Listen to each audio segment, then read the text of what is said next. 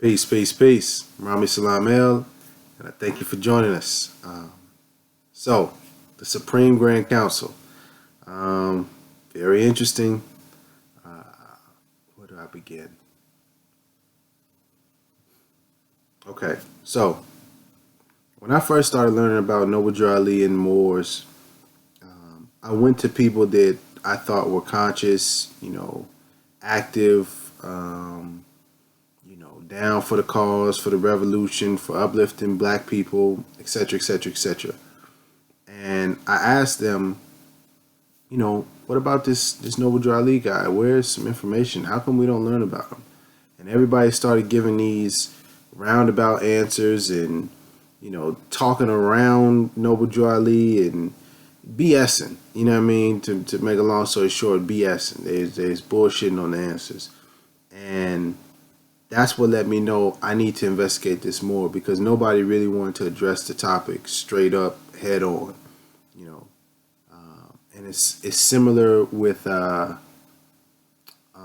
nuclear energy and nuclear radiation and like Fukushima.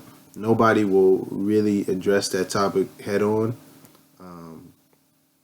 straight up because I don't even want to get into that. But that's another one.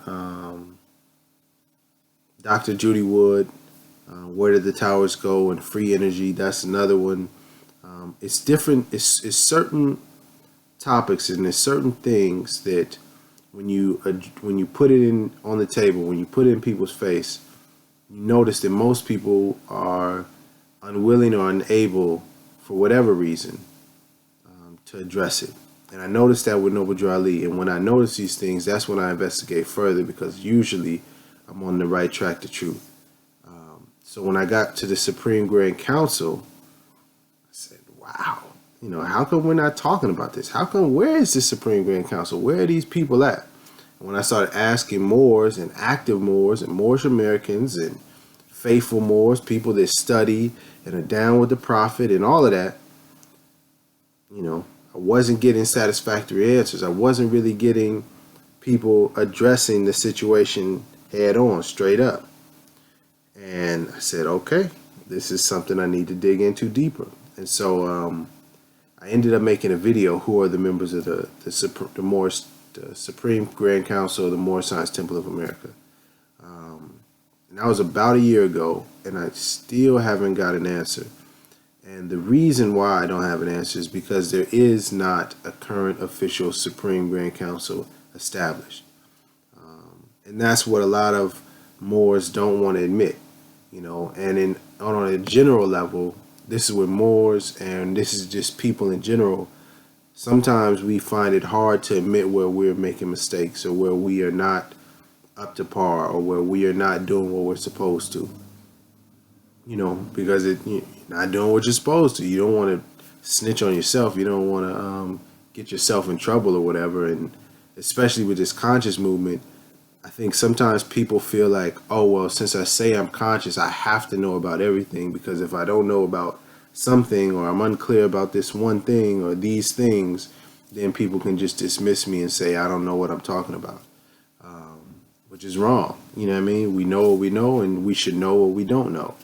And with the Supreme Grand Council, a lot of people were trying to front as if they knew who were the members on the Supreme Grand Council, and the truth is, there are no members right now because there is no official Supreme Grand Council that's active and operating, and instead of just saying that, people gave what they gave. And you can watch the video and listen for yourself, and you can discern what's going on. All of that being said, I'm saying this to reiterate the importance of the Supreme Grand Council, and to explain to people, to maybe break down a little bit better why it's important. And Allah is the best of planners, because I started talking about this on Facebook or whatever and asking questions, and then on Friday, a couple days ago, I found myself studying the Muketabin files, and I came on to something very interesting. But before I get there, I just wanted to reread what the Supreme Grand Council is or has the power to do, just so you have some context if you didn't watch the other video. And the Supreme Grand Council is a group of officials within the Moorish Science Temple of America. And I'm going to be reading from Moorish Literature. It's a section called To Make Changes, in chapter 40, or essay number 40, if you will. That is called Hold Session of Moorish Science Body. Right under To Make Changes. I'll read a little bit before that. Because of certain incidents of some of the branch temples previous to the convention, far-reaching changes for the betterment of the administrative affairs. Far-reaching changes for the betterment of the administrative affairs of the organization. So, of the Moorish Science Temple of America, will be announced at the convention by the Prophet Noble Drew Ali and enforced by the Supreme Grand Council in future to the laws. To make changes. It is reported that the Prophet, the Supreme Executive Authority, will appoint a Supreme Grand Council, of which he will be the Supreme Grand Chairman. The Supreme Grand Council will have power and duty to control and supervise all the affairs and properties of the Moorish Science Temple of America. All affairs, including administrative affairs. So they have the duty to control and supervise all of the affairs, administrative affairs, and properties of the Moorish Science Temple of America. And they will be the sole judge of what constitutes conduct injurious to order, peace, interests, or welfare of the organization, or at variance with its constitution and bylaws. So they are also, the Supreme Grand Council is also the sole judge of what constitutes conduct injurious to the laws of the organization made by the Prophet. And the Supreme Grand Council will be the sole judge of the sufficiency of the evidence by which such conduct is shown. So the Supreme Grand Council determines what actions are going against the laws, and they are the group that is in charge to judge the evidence of someone going against the laws. And then a little further down, I wanted to read just a little bit more, if I could. Maybe that was everything. Oh, no, here it goes. Yeah. And then in number 42, to all governors, grand sheikhs, and head officials of the temple. During this convention period, Prophet Noble Drew Ali said on the 17th of October that he was going to appoint 7 men, tried and true, and accepted by you. So Noble Drew Ali appointed these people, and they had to be accepted by the grand body. So let me finish reading. That he was going to appoint 7 men, tried and true, and accepted by you. And on the very next day, Noble Drew Ali stepped forward from the chamber room and declared that he had now had his number, and said that the grand body had accepted his choice in the setting of the Supreme Grand Council of the Moorish Science Temple of America. So,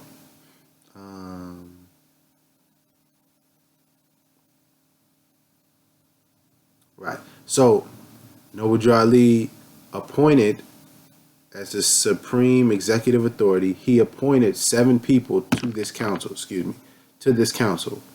And then once he appointed these people, he then put it to the grand body.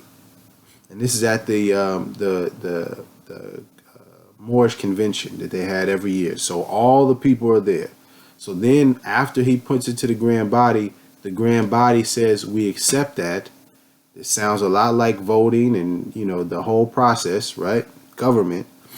He appoints people, they get approved. Now this council is going to be the representation and the people who administer all affairs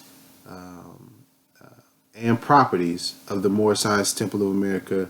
They set the laws and determine what's what, and they judge if you're breaking the law. I mean, so just so we have context. Now let me read the Muqaddabin files. And this, it's spelled Muqarrabeen, Muqaddabin files. I'll read the forward real quick. And it's from, let's see, Brother R. Edwards L., ASDM, that's the author. Brother J. Barnes Bay is the co-author. D. Eddington L. is the field researcher. W. R. Edwards is the field research. And C. Hood Bay is a research consultant. So much love to all of them for the works that they've done. Excuse me. Here we go. I'm going to just read the forward so you have an understanding of the Muqaddabin files. The files are the results of a historical research quest that I took upon myself several decades ago. Many of the documents appear just as they were presented to me, i.e. old, yellow, cracked, sometimes faded. My reasoning so that you, the reader, could see the data in the same manner as I did. This approach allows the reader to see just how or upon what my conclusions were reached. If you agree or disagree with my conclusion, just consider and remember, my conclusions are based upon my findings, personal experiences, background, academic advancements, and height of spiritual consciousness. You will note that the sources from which much of this information has been obtained has also been included for the reader's personal investigation. The Muqaddabin files are not designed to answer all of your questions, but rather to give the reader a framework of facts and information that could lead to or allow the reader to arrive at the truth. I'll just finish reading there just so that you understand what it is. And I highly advise you to go online. You should be able to find it, the PDF file, and just download it. Just Google Muqaddabin files, Muqarrabeen, Muqaddabin files. And now moving down to page 70. And it says here, it should be the desire of any unity effort to reunite the Moorish Americans under the true foundation as established by Prophet Noble Drew Ali. And this can be best accomplished by reestablishing a Supreme Council of the Moorish Divine and National Movement in North America, currently operating under the name Moorish Science Temple of America.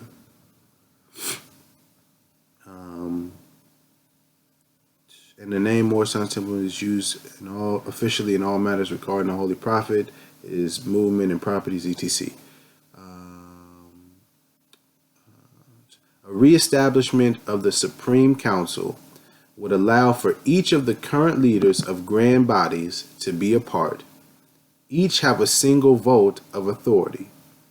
Once established, the Supreme Council would answer all questions concerning religious and national concerns of the organization and its members, define what is and isn't a part of the Prophet's teachings, interpret current laws and policy, enforcing those that are in accordance with or of the Prophet and discarding those of no use, establish customs and practices of said organization and membership, establish rules, rituals, and practices for the adept chamber and divine ministry, establish a standard interpretation of certain laws and practices through the movement, etc., as well as a standard practical interpretation of the Moorish holy and divine doctrines, establishes guidelines and standards for those being raised to the level of missionary, adept, sheikh, or divine minister,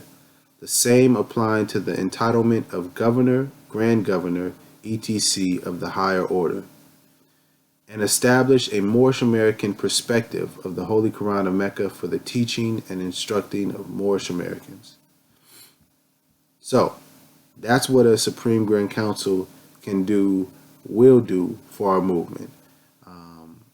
And the biggest thing for me is number one, answer all questions concerning religious and national concerns of its organization and members. Answering all questions. So a question like, how do I proclaim my nationality? A question like, where do I get my nationality papers from? Or where do I send my nationality paperwork into? What do I do now that I proclaim my nationality? Where do I get a nationality card? Where can I get the official documentation? How do I become a citizen of the Moorish Nation? How do I protect my family? Any question, religious or national, supposed to be answered by the Supreme Grand Council. They set the standard. They let you know what it is for the entire organization, and it cascades down to the grand governors and governors, and they go send it out to the different temples all over the country and the world, and that's how the message gets relayed. That's how order is achieved. That's how, organization, that's how we become organized. It's not just do whatever you want to do. The Supreme Grand Council is whoever we say it is. It's whoever is a Grand Sheikh. That's not exactly how it works.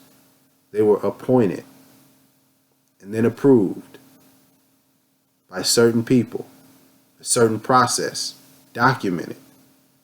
And it should be available to everyone. It shouldn't be a secret who these people are.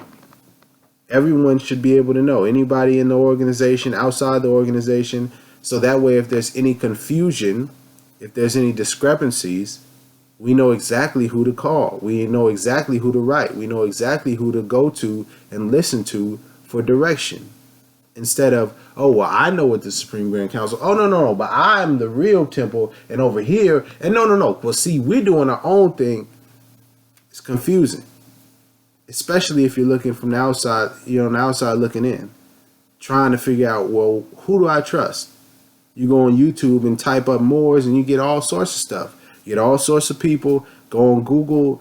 You get all sorts of information saying this is what they're about. This is what they're about. This is what they're not about. This is what they're doing. You got to be religious. It's confusing. We don't have the structure. We don't have our foundation in order. And Moorish Americans especially have a duty to get it in order. Especially if you say that you're following the prophet. So I wanted to put that on the record.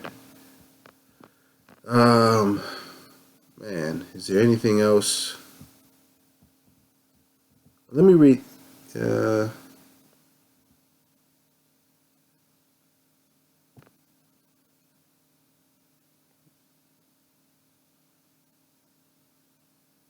Yeah.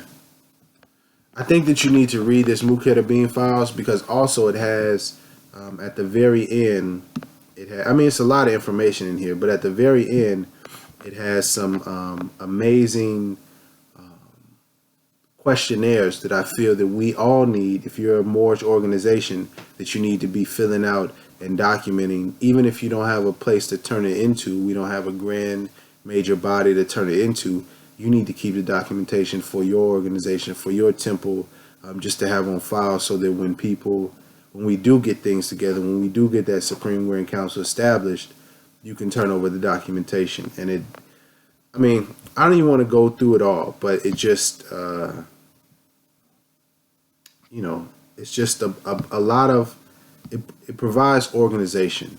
It's questions about emergency preparedness. Is there an emergency preparedness plan for your state and its temple? List the government emergency evacuation routes for your state. List 2 hospitals. Is there a temple organization selected evacuation route and safe house place for your state in case of a national emergency? This is important right now with what's going on with Hurricane Matthews. If we had this in order, we could already have this information sent out and ready, so everyone knows where to go in case of emergency. You can't get on Twitter. You can't watch YouTube videos and find out where to go. You can't call anybody, but you have the documentation ready. You can go to your temple. You know where to go. You know which route to go. You know what addresses you can go. temple membership activity, total active membership, number of lay members, sheikhs, sheikesses, muftis. Was the temple set up properly and operating according to established procedures? What's some other questions? Institutional missions. List the total number of visits that you have made into the institutions this quarter. Are non-affiliated Moorish American organizations also permitted in these institutions?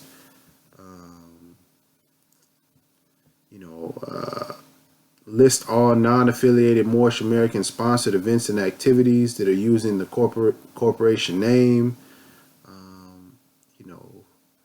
What else? Let's see. I'm just trying to read a bunch of different questions so that you understand these reports are really encompassing over all of the activities. And this is how, they maintain order and communicated back when Noble Drew Ali was alive, and it's how we need to be operating today. Let's see. Are you holding Sunday school, holy day services, and AC meetings at your temple? If not, explain why. Does your temple have the proper decorum?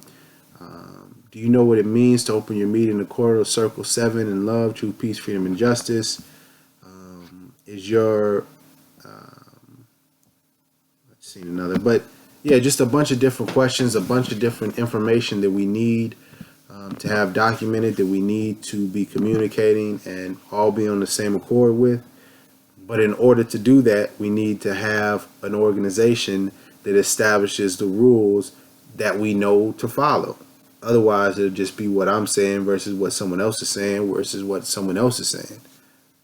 But once we have a Supreme Grand Council reestablished and operating, then all of these questions will be answered. So in closing, what I want to say is, if you're a Moor, if you're a Moorish American, if you're a Moorish Muslim, if you're Moorish descent, American Moor, if you are following the Prophet Noble Drew Ali, if you want to uplift fallen humanity, then I ask for you to focus your attention on reestablishing the Supreme Grand Council of the Moorish Science Temple of America. That's the key. That's how we clean up our temples, clean up our organization, get ourselves right, get ourselves cleaned up, and how we can move together united, and we can move in an organized manner, really, as a nation, I think that's it. Thank you for watching. If you have any questions, if you have any information about the Supreme Grand Council, any more information about the Supreme Grand Council, contact me at IAMHHtemple@gmail.com, IAMHHtemple@gmail.com. Yeah, thank you. Much love. Keep shining. And most importantly, love instead of hate. Thank you.